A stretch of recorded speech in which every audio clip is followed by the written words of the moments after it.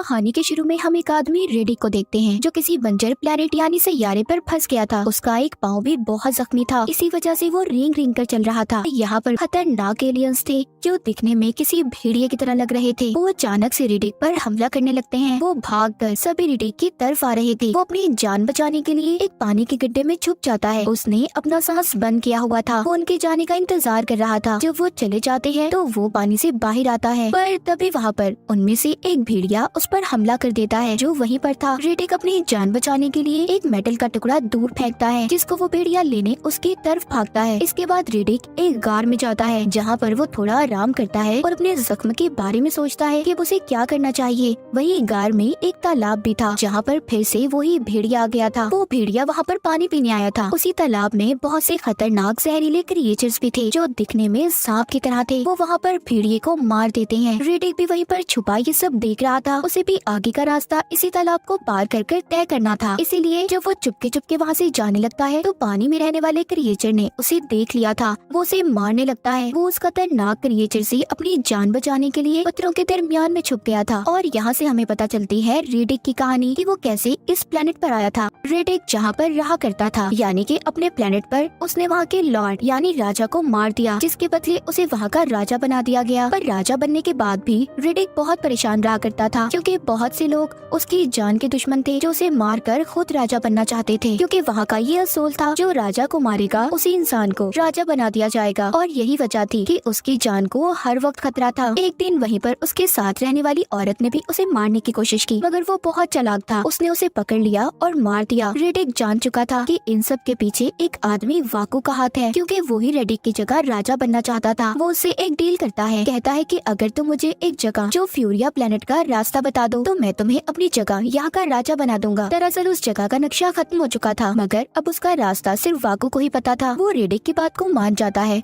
और अपने कुछ खास लोगों के साथ रेडिक को फ्यूरिया प्लेनेट भेज देता है। मगर जब वो वहाँ पर पहुँचता है तो उसे कुछ वक्त के बाद पता चलता है कि ये तो फ्यूरिया प्लेनेट है ही नहीं, बल्कि एक बंजर प्लेनेट है जहाँ पर किसी इंसान का कोई नामो निशान नहीं। वो समझ गया था कि ये सिर्फ वाकू की एक चाल थी। उसने यहाँ पर अपने साथियों को रेडिक को खत्म करने भेजा था। सभी साथी उस पर हमला कर देते हैं। वो भी उनसे लड़ रहा था और लड़ते लड़ते पहाड़ से नीचे गिर जाता है। अब वाकू के सभी साथी ये समझते हैं कि रेडिक मर गया, जिसके बाद वो सभी उस प्लेनेट से निकल जाते हैं। तो ये थी कहानी रेडिक की कि वो कैसे इस प्लेनेट पर आया। फिर हम रेडिक को देखते हैं जो अभी भी इसी प्लेनेट पर था। वो यहाँ पर पीने के लिए तालाब का पानी और खाने के लिए मछलियाँ पकड़ा करता था। उसे यहाँ पर नहीं रहना था, इसीलिए उसे बढ़ते रहना होगा। उसने अपने साथ भेड़िए के एक बच्चे को भी रख लिया था ताकि उसे पालकर वो अपना पालतू जानवर बना सके जो उसके काम भी आएगा, क्योंकि उसे एक साथी चाहिए था। अब वो थोड़ा थोड़ा करके जहरीले क्रिएचर्स का जहर अपने अंदर भी डालता है और उस भेड़िए के अंदर भी डालता है ताकि वो इस जहर से इम्यून हो सके। मतलब अगर क्रिएचर उस पर हमला करे तो उस पर इस जहर का कोई असर ना हो, उसके जानवर पर भी कोई असर ना हो। अब रेडिक उसी तालाब में जाता है जहाँ पर क्रिएचर्स थे। वो सबको एक एक करके मार देता है और फिर अपने भेड़िए को लेकर वहाँ से चला जाता है। जिसके बाद अब हम कुछ वक्त के बाद का सीन देखते हैं जहाँ पर रेडिक का भेड़िया अब बड़ा हो गया था। एक दिन उसका भेड़िया उसे एक बॉल की तरह कोई चीज लाकर देता है। रेडिक उसे देखकर समझ गया था कि यहाँ पर इंसान भी हैं। जब वो उसी रास्ते पर आगे जाता है तो वहाँ पर उसे इंसानों का बनाया हुआ एक स्पेस स्टेशन दिखाई देता है। जब वो अंदर जाकर देखता है तो वहाँ पर कोई इंसान नहीं था, पर उसे खाने का कुछ सामान मिलता है और साथ ही उसे एक आर्टिकल मिलता है जिसमें रेडिक के बारे में ही लिखा हुआ था। उसमें लिखा था कि जो भी इंसान रेडिक का कटा हुआ सर लेकर आएगा उसे बहुत बड़ा इनाम दिया जाएगा। जिसके बाद वो स्पेस स्टेशन से बाहर आता है तो देखता है बाहर काले बादल थे, बारिश होने वाली थी जो उनके लिए एक बुरी खबर थी। अब वो दोबारा से अंदर आकर स्पेस स्टेशन की मशीन को ऑन करता है और खुद को स्कैन करके मशीन के जरिए पूरी यूनिवर्स दुनिया के प्लैनेट्स पर मैसेज पहुंचाता है कि वो यहाँ पर है, ताकि सबको खबर हो जाए कि रेडिक यहाँ पर है। क्योंकि वो जानता था कि अगर उसे इस प्लैनेट से बाहर जाना है तो उसे किसी न किसी को तो यहाँ मदद के लिए बुलाना ही होगा। और उसे ये बात पता थी कि ऐसा करने से वहाँ पर जरूर कोई आएगा, और होता भी ऐसा ही है। थोड़ी देर बाद वहाँ पर एक स्पेसशिप आ जाती है। उसमें कुछ लोग थे जो रेडिक की तलाश में थे, पर अच्छे में नहीं, यानी कि वो उसे बचाने नहीं बल्कि वो तो उसे यहाँ पर मारने आए थे।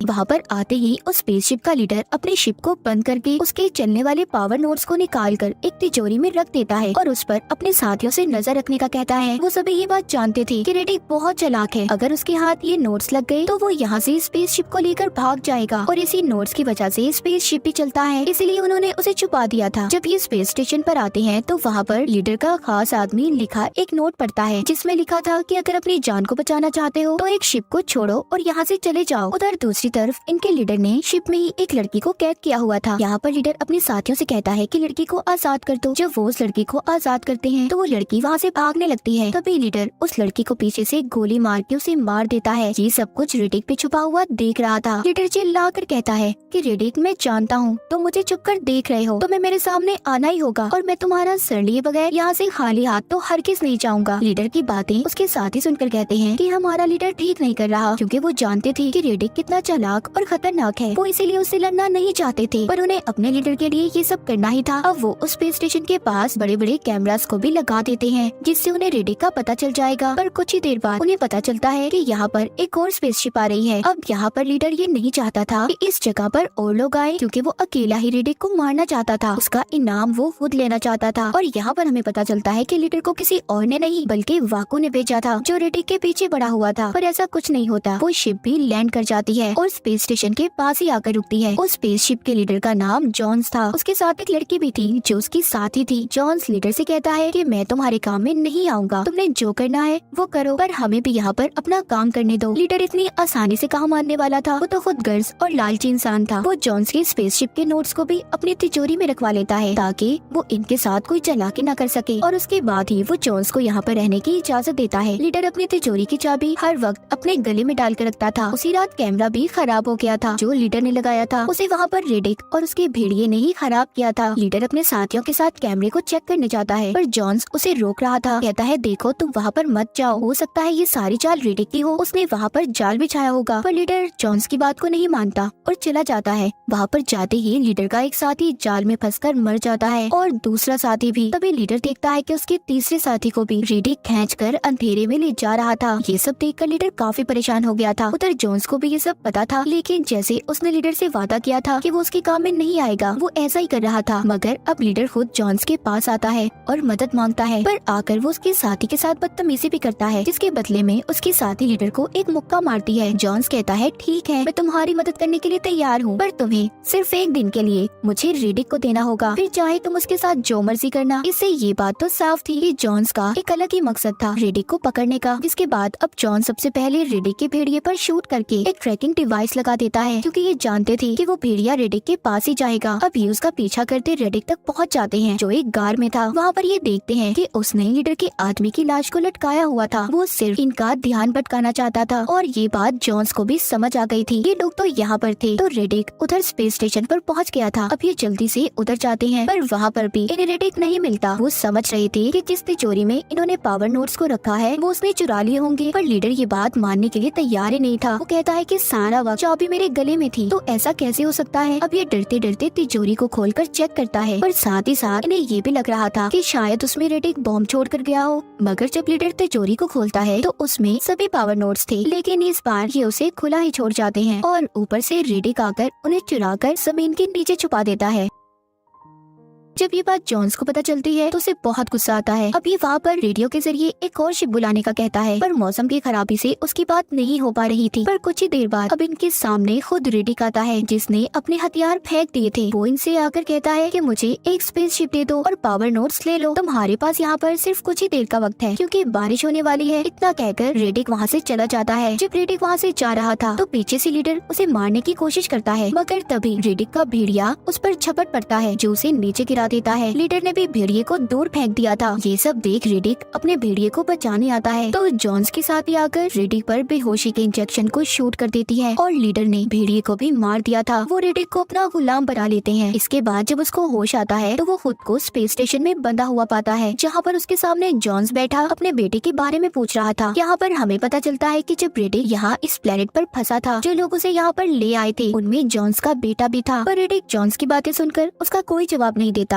और कहता है, अब यहाँ पर जो होने वाला है तुम्हें उससे डरना चाहिए। जॉन्स हार मानकर रेडिक को लीडर के हवाले कर देता है। लीडर बड़ी तलवार लेकर उसका सर काटने के लिए तैयार था। जैसे ही वो रेडिक का सर काटने लगता है तो वहाँ पर बारिश होने लगी थी और जो क्रिएचर्स जमीन में छुपे हुए थे अब वो पानी की वजह से बाहर आ रहे थे। सबको स्पेस स्टेशन के अंदर अजीब अजीब आवाजें भी सुनाई दे रही थी। सब डर गए थे। देखते ही देखते वहाँ पर जितने भी क्रिएचर्स थे सभी उन पर हमला कर देते हैं। क्रिएचर्स ने उनके 2 साथियों को मार भी दिया था। ये सारा मामला देखकर देखकर जॉन्स तो समझ गया था कि रेडिक ही उन्हें बचा सकता है, क्योंकि नोट्स उसी के पास हैं जिससे शिप चलेगा। वो रेडिक को खोलने वाला था, पर तभी उधर लीडर आ जाता है जो उसे मना कर रहा था। लेकिन इतनी देर में जॉन्स ने उसके पाँव की एक जंजीर को खोल दिया था। तभी रेडिक उसका इस्तेमाल करके लीडर को मार देता है और जॉन्स से डील करता है कि मैं तुम्हें नोट्स दे दूंगा, पर बदले में तुम्हें मुझे एक शिप देना होगा। जॉन्स ने भी उसकी सारी बातों को मान लिया था। अब वो दोनों बाइक लेकर उस जगह पर जाते हैं जहाँ पर रेडिक ने नोट्स को छुपाया था, पर रास्ते में जॉन्स की बाइक खराब हो जाती है। अब वो रेडिक के साथ ही बैठ जाता है। ये दोनों उस जगह पर पहुँच गए थे जहाँ पर पावर नोट्स थे। रेडिक उनको निकालते हुए कहता है, जॉन्स, मैंने तुम्हारे बेटे को नहीं मारा, बल्कि वो तो अपनी जान बचाने के पीछे न जाने कितने लोगों की जान लेना चाहता था। वो खुद मरा है, उसे किसी ने नहीं मारा। ये बातें वो कर ही रहे थे, पर अचानक से यहाँ पर लीडर का साथी इन पर हमला कर देता है। रेडिक ने उस आदमी को मार दिया था, पर उस साथी ने इनकी बाइक को भी खराब कर दिया था। अब इन्हें पैदल सफर कर स्पेस स्टेशन तक जाना था, जिसके बाद वहाँ पर बहुत से क्रिएचर्स भी आ गए थे जो इन पर हमला कर देते हैं। उन क्रिएचर्स ने रेडिक पर हमला करके उसे जख्मी कर दिया था, इसीलिए जॉन्स उससे पावर नोट्स लेकर अकेला ही चला जाता है। रेडिक वहाँ पर अपने जख्म पर मिट्टी लगाकर खड़ा हो गया था और अकेले ही वहाँ पर उन क्रिएचर्स का मुकाबला करता है। लेकिन वहाँ पर बहुत बड़ा क्रिएचर रेडिक को मारने ही वाला था, पर तभी वहाँ पर शिप आ जाता है जो वहाँ क्रिएचर्स पर हमला करने लगता है। और ये हमला जॉन्स ही कर रहा था, जो वहाँ पर वादे के मुताबिक शिप को ले आया था। उसने रेडिक की जान बचा ली थी और उसको वो शिप भी दे देता है। रेडिक अब अपने प्लेनेट पर वापस आ गया था। सबसे पहले वो वाकू के उस आदमी को पकड़ता है जो उसे इस प्लेनेट पर लाया था।